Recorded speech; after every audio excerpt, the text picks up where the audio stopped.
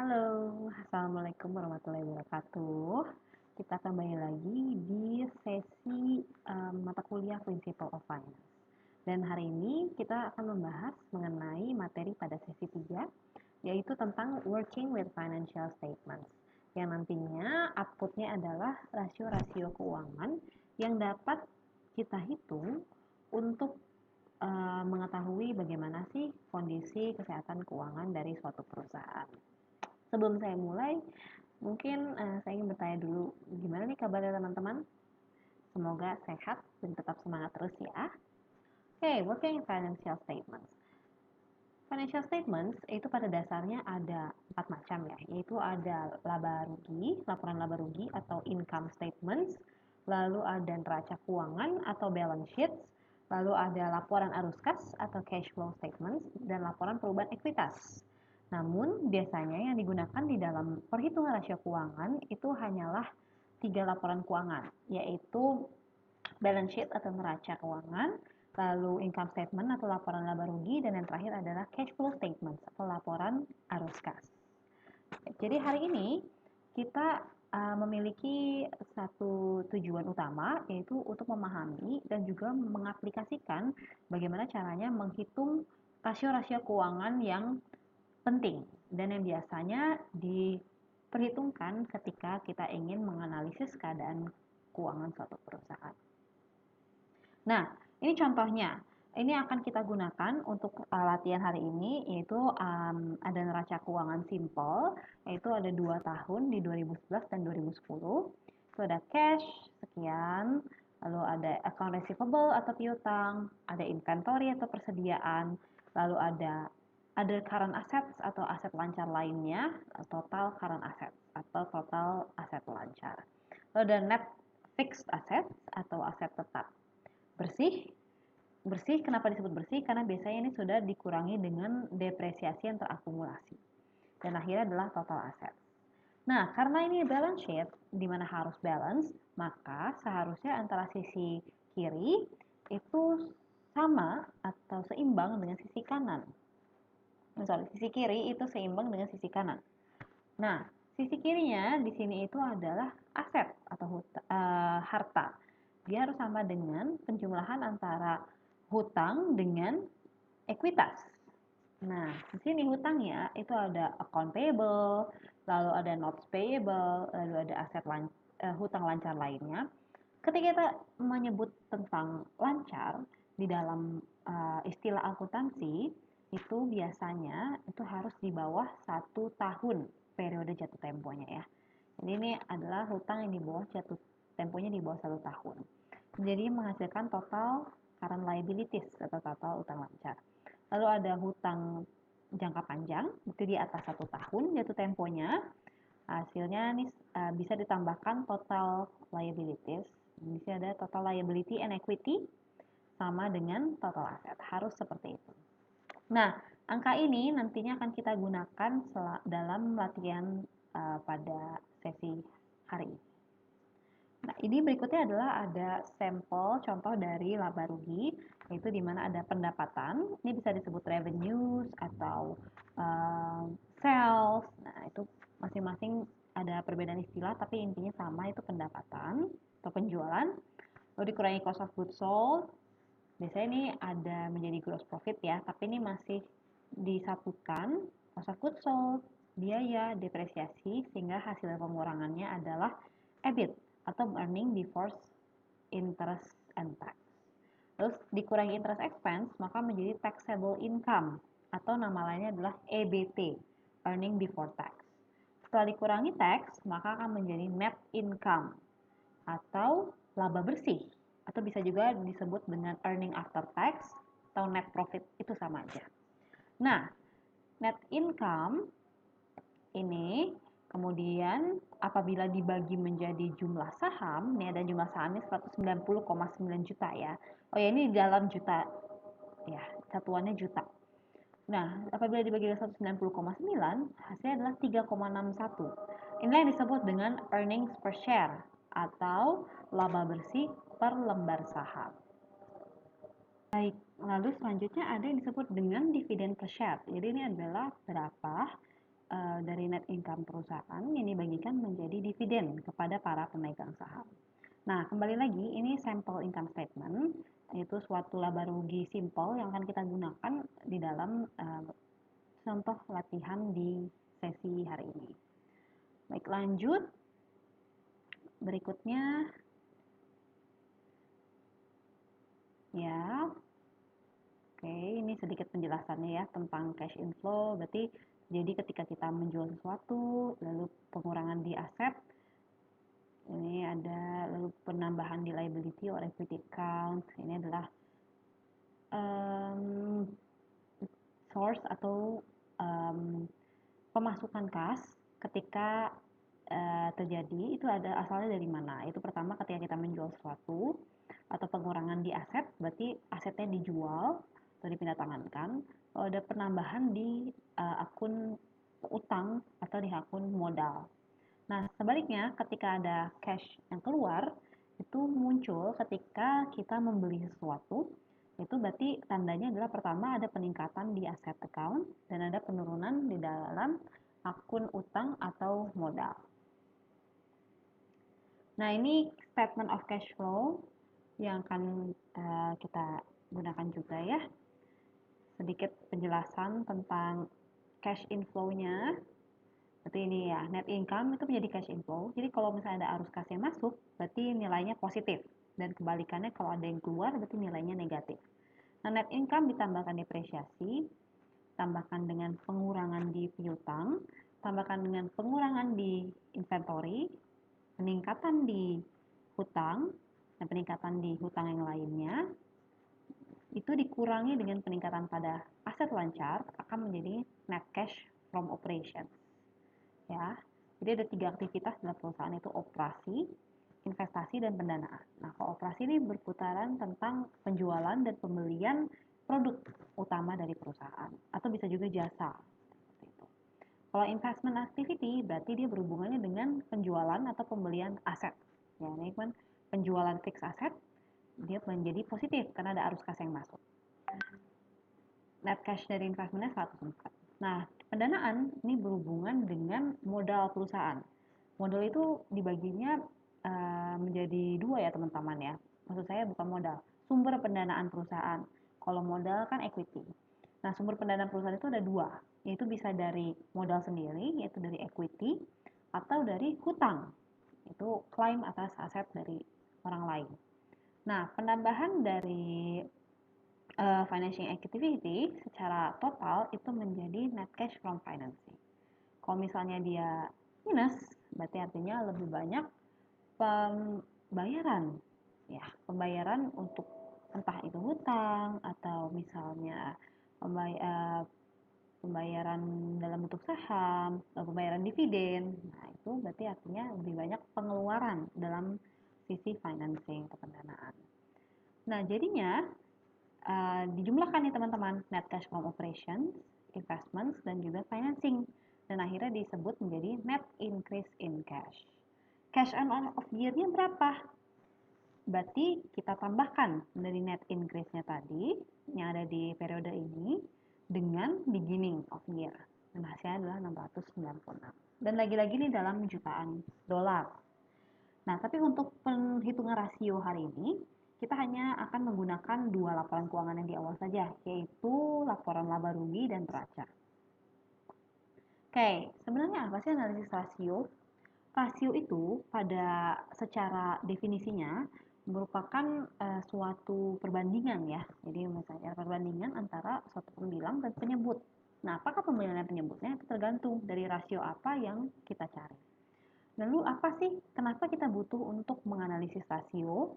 Pertama, karena rasio ini bisa membuat kita untuk membandingkan antara perusahaan. Tapi ingat, perusahaan yang dibandingkan ini harus di dalam industri yang sama. Jadi yang comparable ya, yang memang antara dia memang kompetitor atau pangsa pasarnya sama dan lain sebagainya. Ini bisa digunakan untuk internal perusahaan, jadi sebagai evaluasi diri untuk pengembangan berikutnya, dan juga bisa sebagai eksternal, yaitu untuk biasanya investor. Ketika kita ingin mencari investor, berarti biasanya kan disediakan laporan keuangannya kita keluarkan. Nanti kalau kita IPO pasti sudah menyediakan laporan keuangan yang bisa diunduh oleh para investor. Nah, di situ investor bisa melakukan analisis rasio sendiri, atau biasanya nanti kita menyediakan analisis rasio kita sendiri. Nanti bisa investor melihat apakah memang profitable untuk berinvestasi di perusahaan kita. Oke, untuk melakukan analisis rasio, saya akan mengajak teman-teman untuk mencoba menganalisa dengan menggunakan balance sheet dan income statement yang tadi ya. Oke, ini dia. Balance sheet dan income statement yang tadi. Ini sudah saya copy ke dalam Excel. Ini neracanya, neraca keuangannya tahun 2011 dan 2010. Dan ini adalah laba ruginya tapi hanya di tahun 2011 ya. Ini sebenarnya hanya saya pindahkan saja ke dalam Excel yang tadi itu. Oke, kita coba bahas satu persatu ya teman-teman ya. Rasio. Rasio itu pada dasarnya ada banyak sekali. Tapi pada dasarnya itu ada 5 macam rasio. Yaitu yang pertama liquidity ratio, yang kedua solvency ratio, lalu ketiga turnover ratio, yang keempat profitability ratio, dan yang terakhir adalah market ratio. Nah, liquidity ratio ini biasanya disebut juga dengan rasio likuiditas bahasa Indonesianya, dan definisinya adalah bagaimana kemampuan perusahaan untuk memenuhi kewajiban jangka pendek. Ya, bagaimana kemampuan perusahaan untuk memenuhi kewajiban jangka pendek. Itu secara definisi mudahnya ya, kemampuan perusahaan untuk memenuhi kewajiban jangka pendek. Nah, kalau solvency ini kebalikannya teman-teman. Dia merupakan bagaimana kemampuan perusahaan untuk memenuhi kewajiban jangka panjang. Nah, kalau turnover berarti seberapa efektif aktivitas pada perusahaan. Ini turnover, seberapa efektif aktivitas pada perusahaan. Lalu ya, seberapa efektif aktivitas pada perusahaan? Ini ada yang inventory, lalu ada aset, dan ada receivable. Oke, kalau solvency tadi adalah kemampuan perusahaan memenuhi kewajiban jangka panjang, sedangkan kalau liquidity kemampuan perusahaan untuk memenuhi kewajiban jangka pendek. Lalu apa itu profitability?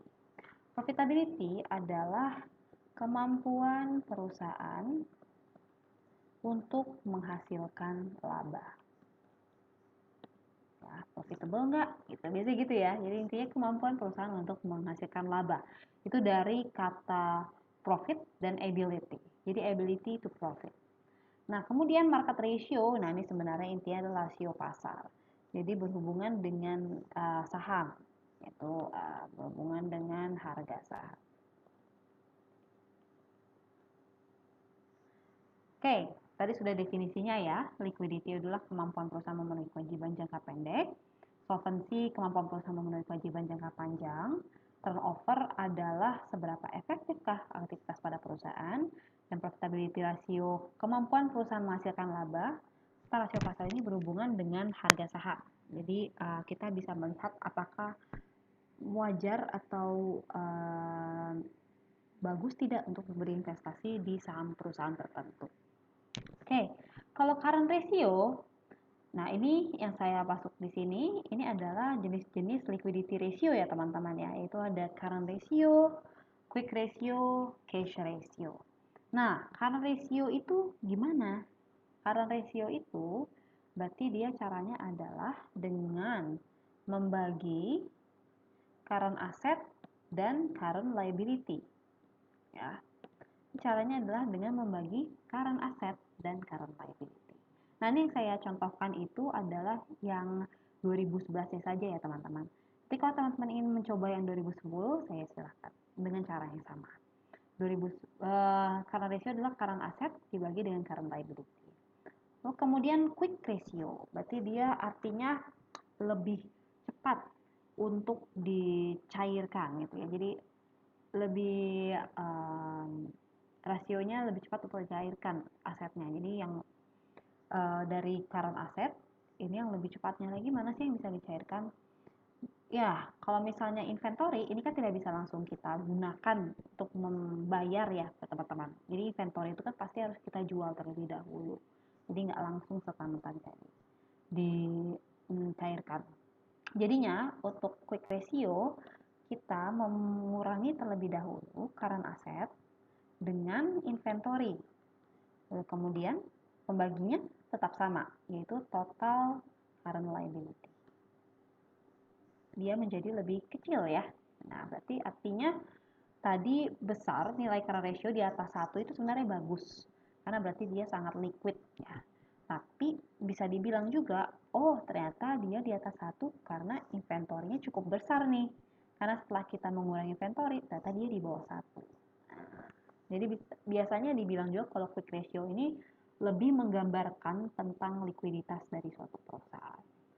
Seperti itu. Tapi tergantung lagi sih perusahaan itu industrinya seperti apa. Apakah memang dia gemuk di inventory atau tidak. Makanya yang namanya rasio ini kan kita comparable terhadap satu industri yang sama ya teman-teman. Gak bisa kalau misalnya industri keuangan misalnya dibandingkan dengan industri manufaktur. Karena pasti akan berbeda sekali rasionya.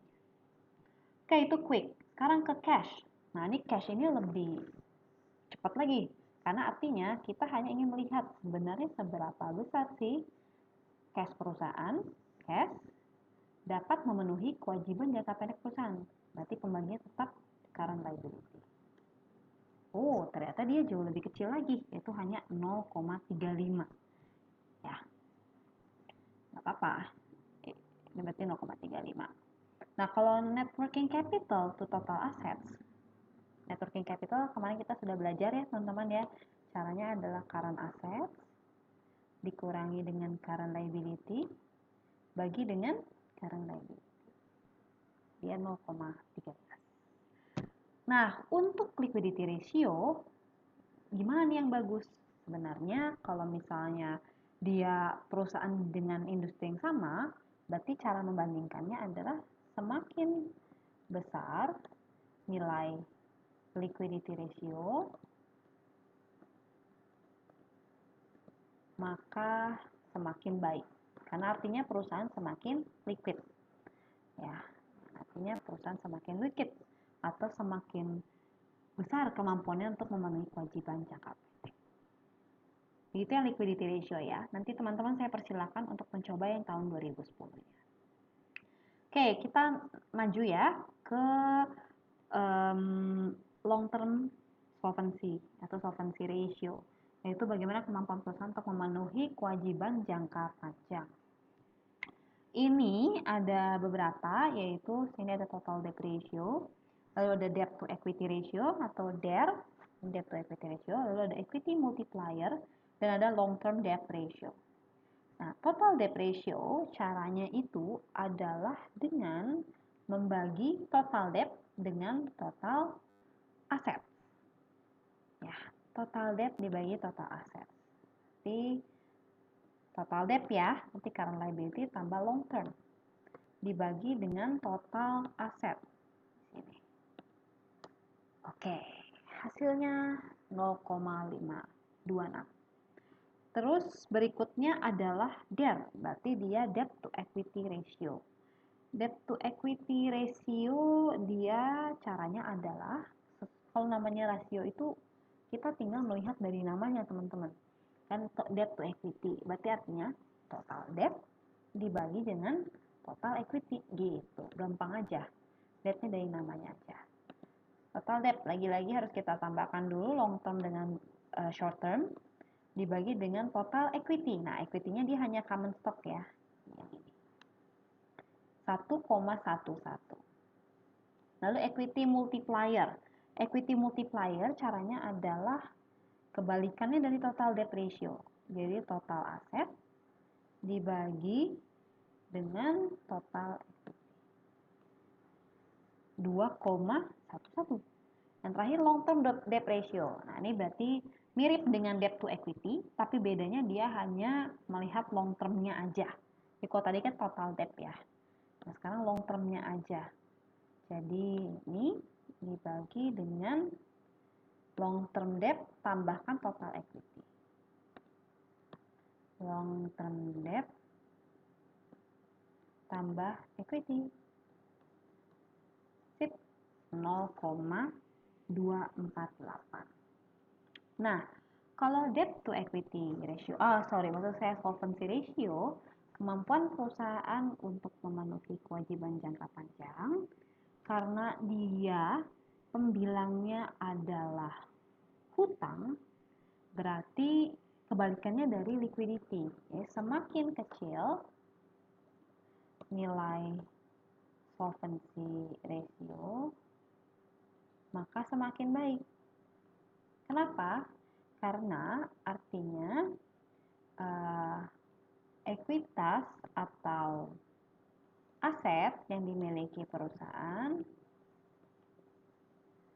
lebih besar dibandingkan hutang yang harus dibayarkan oleh perusahaan. Ya, jadi ini kebalikannya dari yang liquidity. Semakin kecil nilainya, semakin baik. Itu untuk solvency ratio. Nah, ini saya baru menghitung 2011 saja. Nanti silakan teman-teman menghitung yang 2010 ya. Sekarang kita ke turnover ratio. Turnover ratio sama tahun 2011 saja yang kita cari. Nah, ini ada inventory, assets, dan receivable. Inventory turnover, dia caranya adalah dengan membagi cost of goods sold. Cost of goods sold berarti adanya di ini ya, di income statement. Nah, karena dia minus, berarti kita harus ganti minus tadi. Dibagi dengan inventory. 6,66. Day salesnya saya skip dulu, ke assets turnover dulu. Tadi kan COGS ya pembilangnya. Kalau assets turnover, dia pembilangnya adalah sales teman-teman. Atau sama dengan revenue. Bagi dengan total assets. Oke. Saya skip day sales in assets-nya juga. Dan yang terakhir itu adalah receivable turnover. Nah, receivable turnover caranya dia adalah dengan membagi sales. Jadi yang berbeda hanya yang inventory turnover ya. Yang lainnya pembilangnya selalu sales. Receivable berarti dibaginya dengan account receivable. Nah, lalu day sales-nya itu caranya mudah saja teman-teman.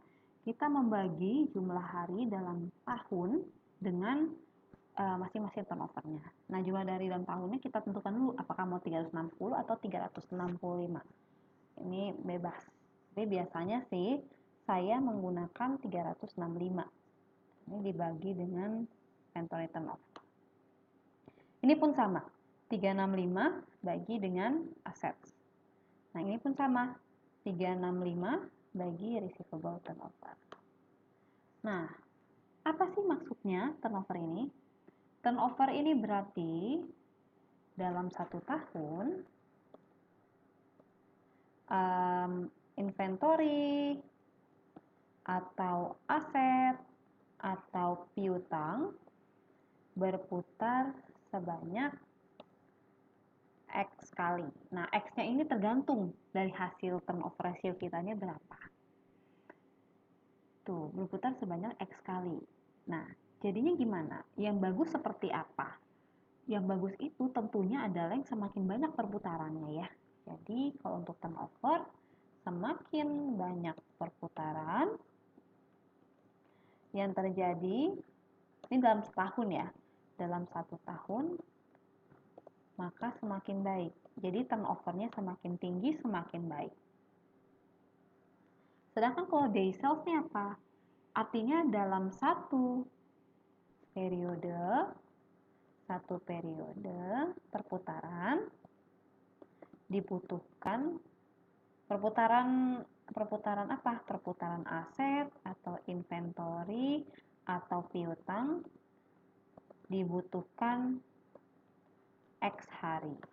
Ya. X-nya berapa? Sama, tergantung dari hasilnya dia berapa. Nah, kayak di sini kan didapatkannya 54,76682. Berarti ya dalam satu periode perputaran inventory dibutuhkan 55 hari. Jadinya semakin sebentar semakin baik dong, karena kan artinya apa? Kita menghemat uang biaya untuk inventory ya, untuk penyimpanan, lalu juga berarti kita produksinya juga lebih banyak, lalu penjualannya pun lebih banyak juga. Nah, semakin kecil, nah kalau tadi kan kalau perputaran, semakin banyak perputarannya semakin baik. Nah, kalau day sales, berarti semakin sedikit hari yang dibutuhkan untuk satu perputaran, maka semakin baik. Ya, kebalikannya dari si turnover. Jadi semakin sedikit hari yang dibutuhkannya, maka semakin baik. Itu kita sudah sampai ke turnover ya. Nah, ini sama, saya baru di tahun 2011 saja. Nanti teman-teman silakan mencoba yang 2010-nya ya. Hasilnya yang 2011. Nah, berikutnya kita ke rasio keempat, yaitu profitability ratio. Kemampuan perusahaan untuk menghasilkan laba. Ini ada banyak macam-macam teman-teman. Ini saya hanya memberikan contohnya aja 3, yaitu profit margin, return on asset, dan satu lagi adalah return on equity. Nah, sama, ini juga 2011. Untuk profit margin, itu caranya adalah dengan membagi net income, berarti net income adanya di mana? Income statement ya. Net income dengan sales atau revenue. Kalau return on asset gimana? Namanya return ya berarti pasti laba ya. Laba terhadap aset yang dimiliki. Laba dibagi dengan total aset. Kalau return on equity berarti return laba lagi dengan total equity. Seperti itu ya.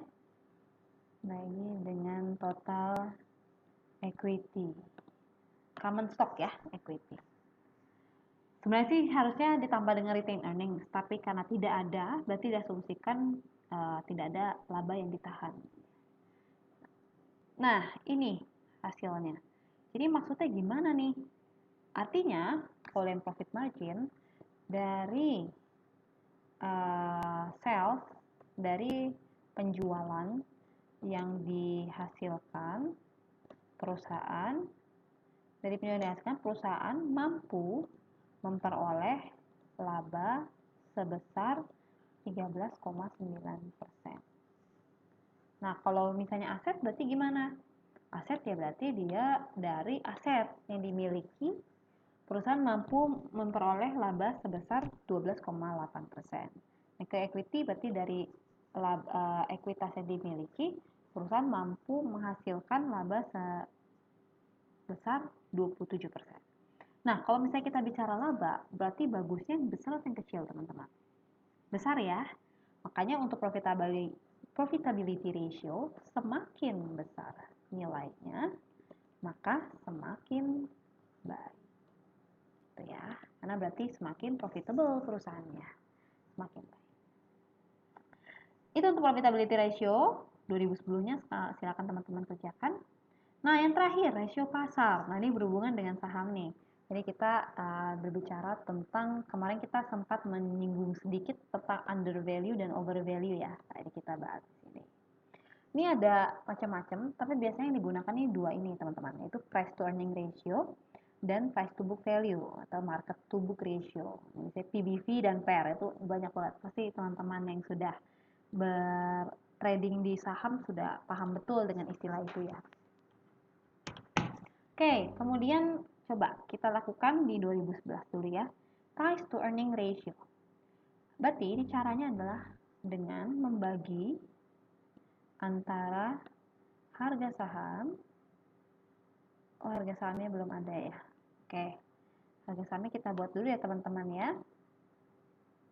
Harga saham. Harga sahamnya saya buat 39. Lalu jumlah saham beredar tadi 110,9 ya.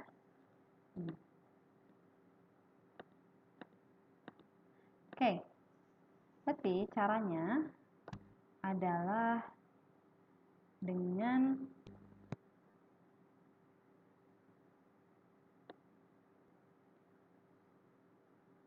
tiga puluh sembilan 160,9.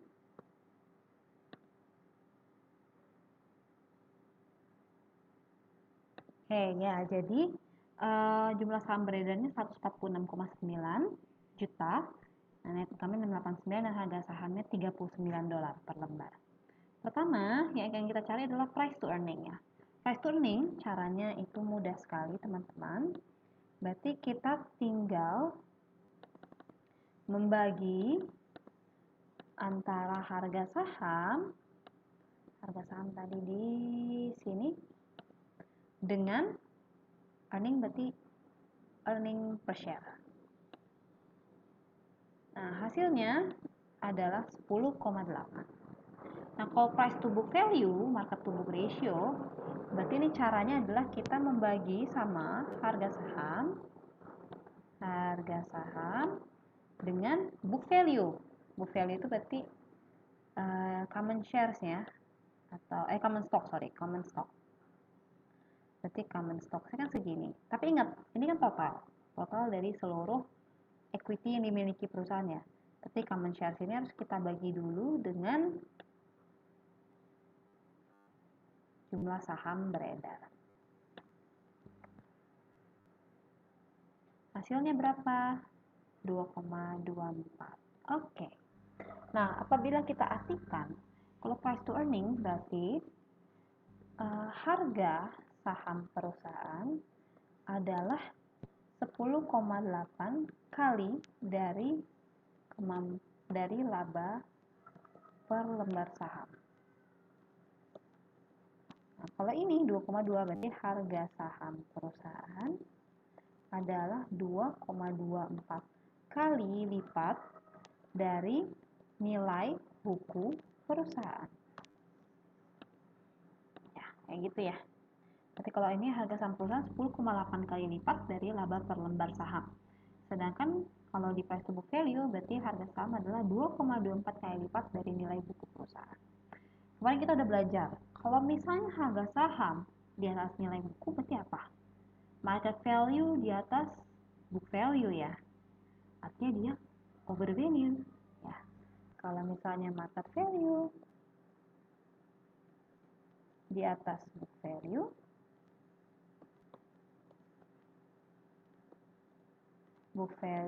berarti dia adalah over value ya teman-teman. Ini sinyal to sell. Kebalikannya juga gitu, market value lebih kecil daripada book value, berarti dia under value. Sinyal to buy. Jadi sebaiknya membeli yang mana nih? Tergantung kita mau membeli atau menjual. Nah, kalau kita mau beli, berarti sebaiknya cari yang pair lebih kecil ya. Untuk membeli saham, cari pair dan PBV yang lebih kecil. Dan kalau untuk menjual berarti sebaliknya, cari pair dan PBV yang besar, karena artinya dihargai lebih mahal dari yang sebenarnya. Oke, demikian kelima rasio yang kita pelajari pada sesi hari ini. Untuk berikutnya, saya persilakan teman-teman untuk pertama mencoba dulu tahun 2010-nya. Lalu kemudian kita ada sedikit soal. Ini ada di terakhir ya. Nah, ini rasio analisis di SNS Air Incorporation. Kita teman-teman bisa baca terlebih dahulu kasusnya. Lalu ini ada laporan laba ruginya. Dan terakhir ada neraca keuangannya. Dan kemudian teman-teman diminta untuk menjawab ketiga soal ini. Ya, jadi intinya ada yang namanya SNS Air, itu adalah perusahaan yang bergerak di bidang industri penerbangan, dan ini adalah rasio industri. Nah, ini yang dilihat itu teman-teman bisa lihat nilai tengahnya aja, mediannya, sedangkan kuartal bawah dan kuartal atas itu seperti batas bawah dan batas atasnya, jadi rentangnya itu apakah dia di atas atau di bawah nilainya ini.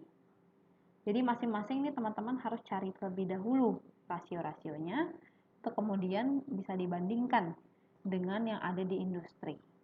kira-kira setuju nggak kalau misalnya Boeing bisa dijadikan aspiran company atau enggak? Ini teman-teman bisa cari terlebih dahulu ya tentang Bombardier, Embraer, Cirrus Design, dan Cessna Aircraft Company. Dipelajari betul dan apakah Boeing lebih cocok untuk menjadi perusahaan aspirasi atau perusahaan contoh, role model dibandingkan perusahaan-perusahaan ini. Nah, yang terakhir, dibandingkan kinerja dari SNSR, yaitu dari semua rasio ini dihitung, dengan industri. Nah, industrinya ini, rentang dari batas bawah hingga batas atas. Dia ada di bawahnya atau di atasnya, atau di antaranya. Tentu artinya bagaimana. Lalu jangan lupa untuk komen di forum, lalu unduh juga bahannya yang sudah saya buat di portal. Dan kalau ada pertanyaan silahkan diajukan di dalam forum dan semoga bisa ini menurut saya masih mudah. Oh ya, satu lagi jangan lupa untuk teman-teman dari grup, nah kan yang tadi itu individual ya, nah kalau misalnya yang grup yang sudah dibagi menjadi 5 grup kemarin itu memilih juga satu perusahaan dan satu kompetitornya, kan industrinya beda-beda ya, teman-teman udah menentukan sendiri, dipilih dan disertakan juga laporan keuangannya itu selama minimal 3 tahun terakhir. Itu untuk tasnya. Jadi teman-teman, kita sudah sampai di penghujung sesi. Saya ingin mengucapkan terima kasih sekali lagi atas perhatiannya. Semoga kita tetap terus semangat sampai dengan akhir perkuliahan ya, sampai dengan akhir semester ini, dan semoga bermanfaat. Terima kasih untuk perhatiannya. Semoga tetap sehat dan semangat selalu. Selamat beraktivitas dan wassalamualaikum warahmatullahi wabarakatuh.